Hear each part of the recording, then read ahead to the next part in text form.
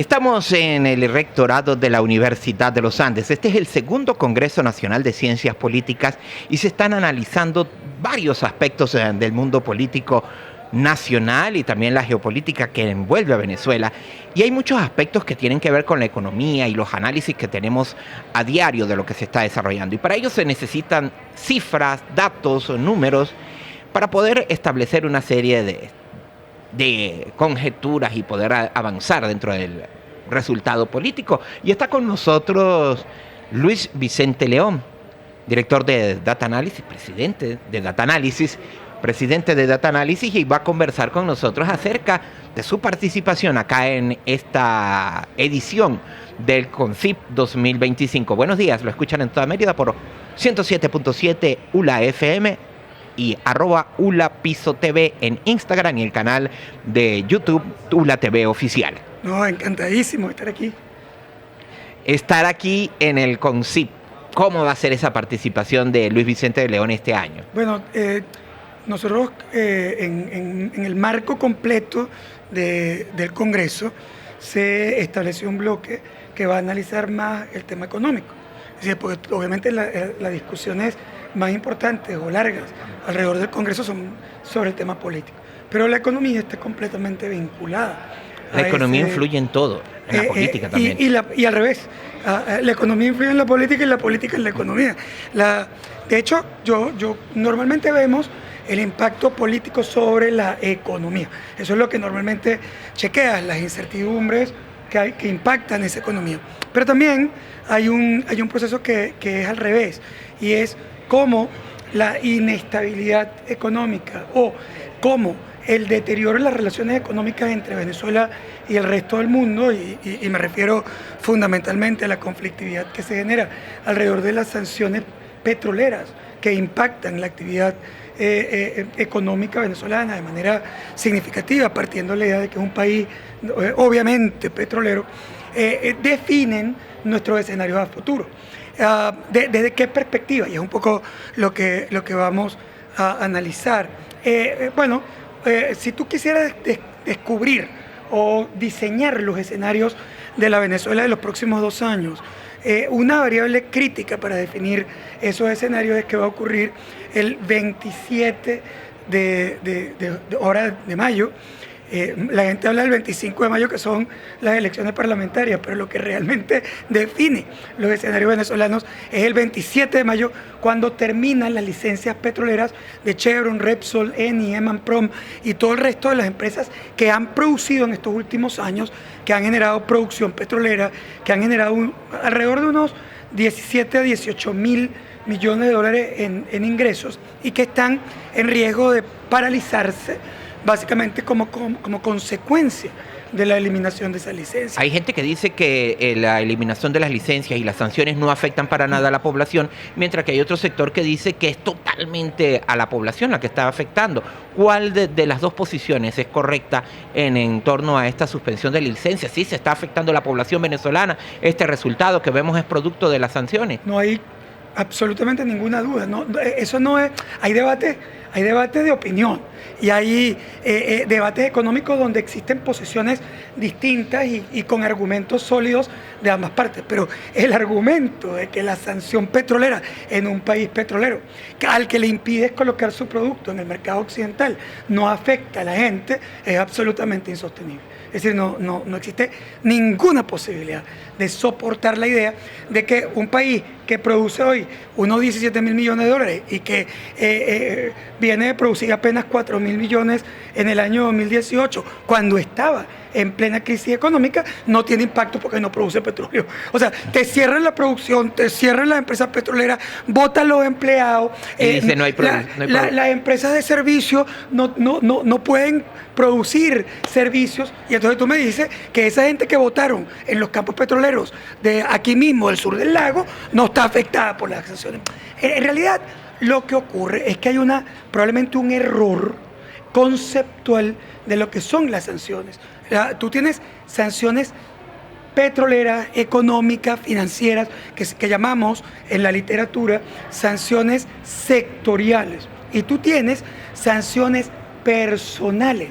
Es decir, una sanción personal es cuando tú le quitas la visa a un funcionario público o le congelas sus recursos en los Estados Unidos, etcétera. Bueno, si tú me estás diciendo que las sanciones personales no afectan el país, tienes toda la razón. Que agarren a un funcionario en particular o le congelen la plata o le quiten la visa, no tiene impacto sobre Petra Pérez o la señora Miriam en Tobar. Sí, por eso no tiene nada que ver. Pero cuando tú hablas de las sanciones sectoriales que impactan la economía nacional, que impiden que tú tengas, por ejemplo, combustible, que no haya diésel para la producción agrícola en bailadores, que no haya o que tengas problemas mucho más fuertes de energía. Es decir, eso obviamente tiene un impacto en la vida cotidiana de la población. Ahora, estas conversaciones que ha sostenido el gobierno venezolano con el gobierno de los Estados Unidos, lo que desde el punto de vista político que se han visto recientemente, ¿puede llevar a una extensión de estas sanciones o una suavización de las sanciones? Bueno, mira, no sabemos cómo se va a desarrollar, por eso digo que el 27 es una gran incertidumbre. Si hacemos, como decimos los economistas, si hace un corte transversal, o sea, toma una foto a lo que está pasando hoy, los indicadores son malos. Es decir, tú tienes hoy una decisión de Estados Unidos de eliminar las licencias petroleras. Esa es una decisión que ya se tomó y que duran hasta el 27. Ayer circulaba una información que el petróleo venezolano está saliendo disfrazado de petróleo brasileño, de algunos productos brasileños, y que esto, pues al no reportarse oficialmente como un ingreso a Venezuela, se está teniendo unas cifras oscuras en cuanto a los ingresos al país y que no se sabe dónde están esos recursos. ¿Es esto cierto? ¿Cómo se puede manejar esta situación? No lo sé. Es decir, no sé si es cierto en particular el tema de Brasil, pero lo que sí es cierto es que tú tienes dos tipos de economía que pueden ocurrir y que son los escenarios que estamos analizando. Una economía como la que teníamos hasta hoy, que es una economía montada encima de unas licencias petroleras que permiten que ese petróleo vaya hacia los Estados Unidos o vaya hacia Europa, India, etcétera.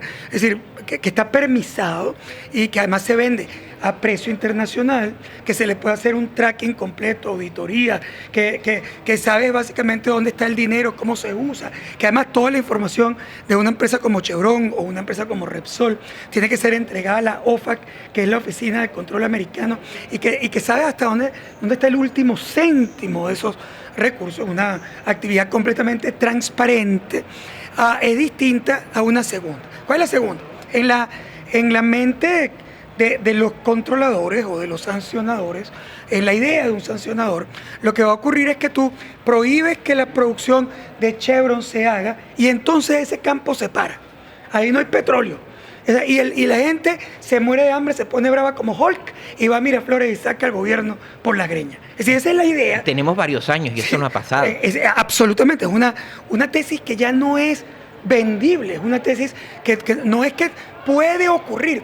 Ya ocurrió en el año 2019 con la política sancionatoria. Tú tuviste una política equivalente, estableciste una eliminación de la producción, hiciste todo lo que tú estás haciendo en este momento. ¿Hubo un cambio de gobierno? No. ¿Sacaron al gobierno por la mecha? Y no. Esta situación es similar a lo que ha pasado en Cuba desde 1961, en Irán desde 1979. En Norcorea, en Rusia, etc. Tú tienes un montón de casos donde eso no ha ocurrido. Pero bueno, supongamos básicamente que el análisis comparativo entre países es complejo, pero en la práctica lo viste en propia Venezuela en el año 2019, cuando tuviste esa política de máxima presión y el único afectado terminó siendo el pueblo, porque al final el gobierno más bien incrementó su control interno en la política. Lo que realmente ocurre cuando tú eliminas una licencia petrolera como la licencia de Chevron es que esos campos van a ser transferidos. Es decir, a lo mejor no, yo ni siquiera creo que lo más importante es que hay un petróleo que se esconde en Brasil, eso puede ocurrir, pero ese no es el grueso. El grueso es básicamente que si tú tomas una foto satelital en el puerto de José o en el puerto de Amuay, donde están las grandes petroleras o las grandes refinerías petroleras venezolanas, tú lo que vas a conseguir es que esos puertos están repletos de barcos que no son barcos tradicionales, son barcos fantasmas, son barcos que estaban en la chatarra y que regresaron, que cambian nombre cuando llegan a ese puerto y que salen casi que en fila india, que la puedo ver también desde el punto de vista satelital, van con petróleo desde esos puertos a China. Bueno, van a Malasia, en realidad, porque en Malasia se nacionaliza ese petróleo y luego China se lo compra a Malasia como si fuera un petróleo malasio.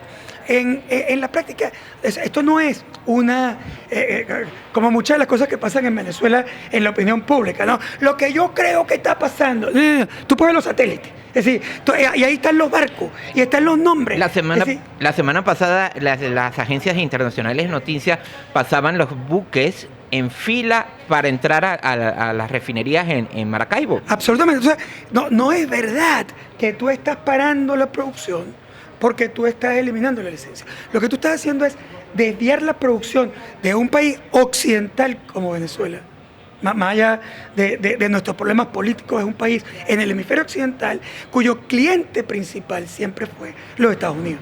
Y que, por cierto, ni siquiera en el peor momento de la relación entre Bush y Chávez, o entre Chávez y Obama, o entre Maduro y Trump, o entre Maduro y Biden, jamás Venezuela dejó de exportar petróleo a los Estados Unidos, excepto cuando Estados Unidos prohibió las exportaciones de petróleo en sanción. Ahora, esto en el bolsillo del merideño, del venezolano común, ¿cómo se está reflejado? La gente, la queja principal es que no alcanza el salario y que el dólar está muy caro y que todos los días sube y el comerciante le dice me están afectando con el diferencial cambiario.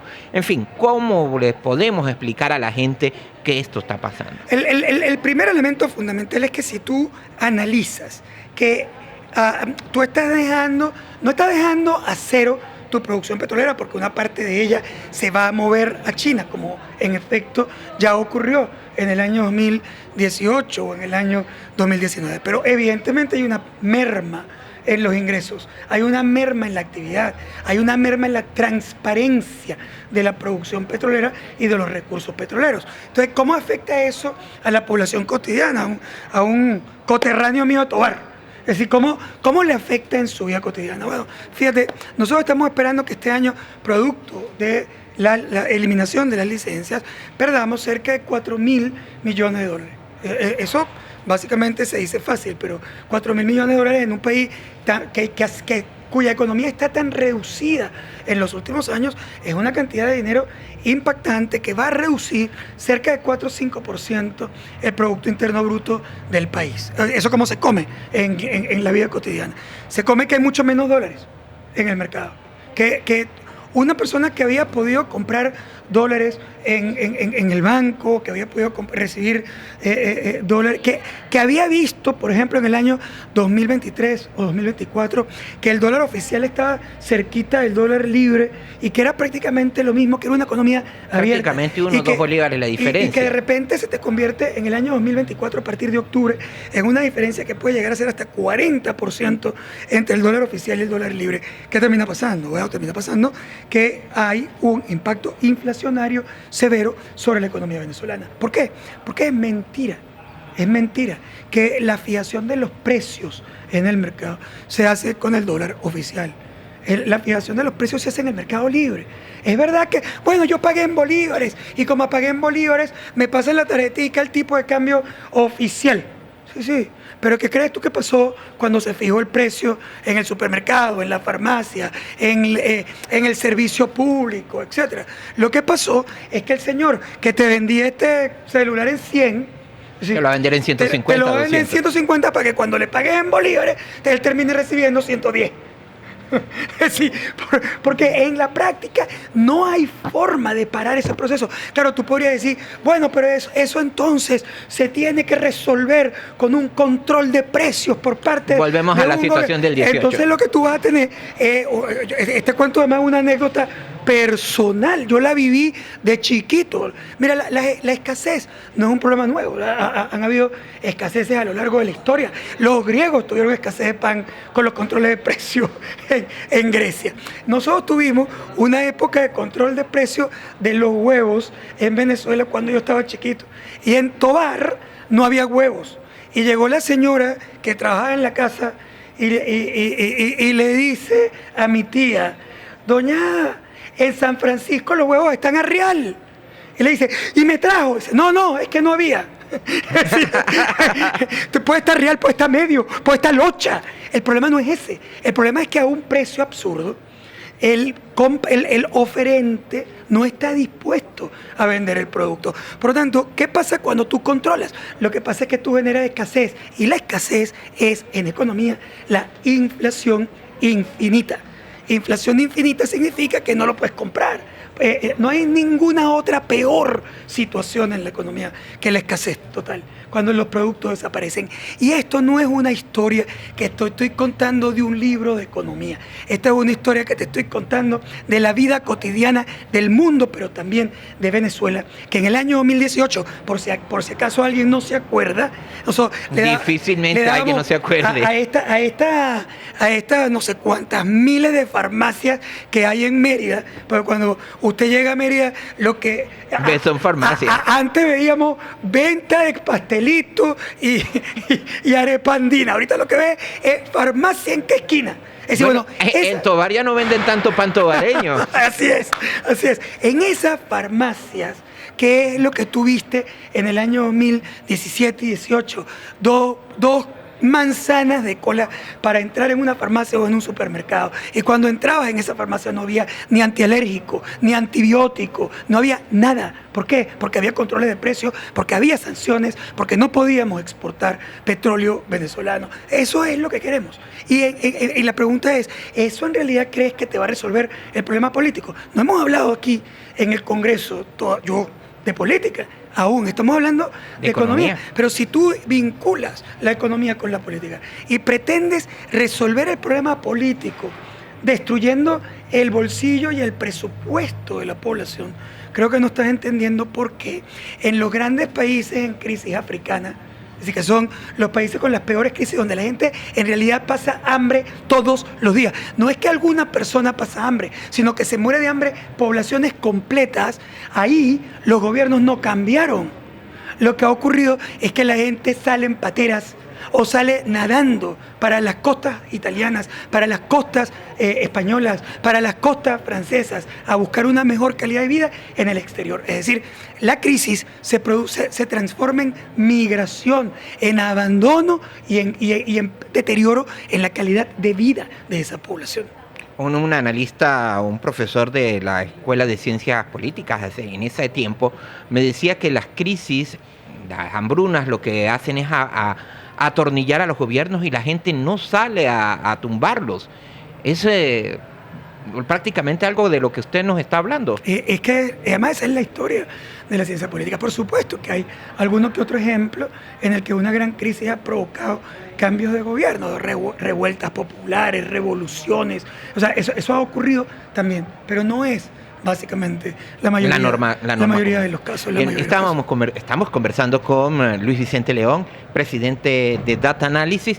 Usted tiene que ir al aula magna y tenemos que despedirlo. Mensajes, saludos para toda la gente de Mérida y la gente de Tovar, nuestros paisanos que nos escuchan allá en el Valle del Mocotíe. No, pues nada, yo siempre encantadísimo de estar aquí, que además es una tierra maravillosa cuyo mayor valor sin duda es su gente, su seriedad, su ánimo, su pasión por el trabajo, por la estructura, por el orden, por la seriedad. Yo creo que esta es básicamente una zona demasiado especial del país. Todos los Andes, pero bueno, obviamente yo tengo sesgo, pero sí, usted va a decir, yo tengo sesgo tovareño, pero yo siempre lo digo, Tovar es una nacionalidad aparte y se hereda. Pues sí, y además que yo soy un orgulloso de haber recibido también la condecoración de Hijo Ilustre de Tovar, así que me siento todavía más comprometido. Muchísimas gracias, Luis Vicente León, tovareño primero que nada, presidente de Data Analysis, y pasó por acá por el micrófono de 107.7 ULA FM. Muy buenos días. Buenos días. Hasta luego.